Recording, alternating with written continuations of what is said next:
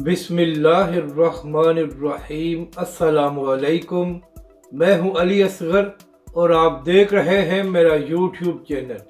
तहरीक लब्बैक पाकिस्तान का लॉन्ग मार्च और अहम खबर अल्लामा साद हुसैन रिजवी का कारकुनों को पैगाम। इस वीडियो में हम इसी के मुतालिक बात करेंगे। नाज़रीन कराम, 22 मई को तहरीक लब्बैक पाकिस्तान का लॉन्ग मार्च कराची से शुरू हो जाएगा। तो इसी हवाले से अब कराची में भी इस लॉन्ग मार्च की तैयारियां बड़े ज़ोर शोर से जारी हैं। नाज़रीन कराम, हमेशा की तरह इस बार भी तहरीक लब्बैक पाकिस्तान का लॉन्ग मार्च बिल्कुल पुरअमन रहेगा।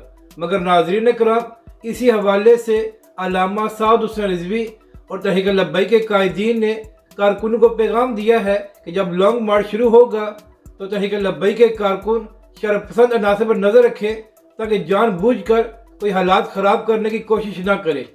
नाज़रीन कराम, इसी हवाले से एक और अहम खबर सामने आई है कि अल्लामा साद हुसैन रिजवी लाहौर से कराची रवाना हो चुके हैं और कराची से तहरीक लब्बैक के सरबराह अल्लामा साद हुसैन रिजवी खुद इस लॉन्ग मार्च की क़यादत करेंगे।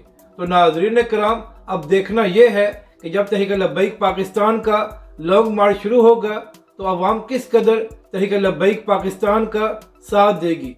मगर नाज़रीन कराम, जिस तरह के हालात नज़र आ रहे हैं और पाकिस्तानी अवाम भी महंगाई से तंग है, तो इंशाल्लाह हमेशा की तरह तहरीक लब्बैक पाकिस्तान का लॉन्ग मार्च एक तारीखी होगा और पाकिस्तान की अवाम अल्लामा साद हुसैन रिजवी का भरपूर साथ देगी। अपनी राय का ज़रूर इजहार करें कि आपको ये वीडियो कैसी लगी और हमारे इस चैनल को भी सब्सक्राइब करें।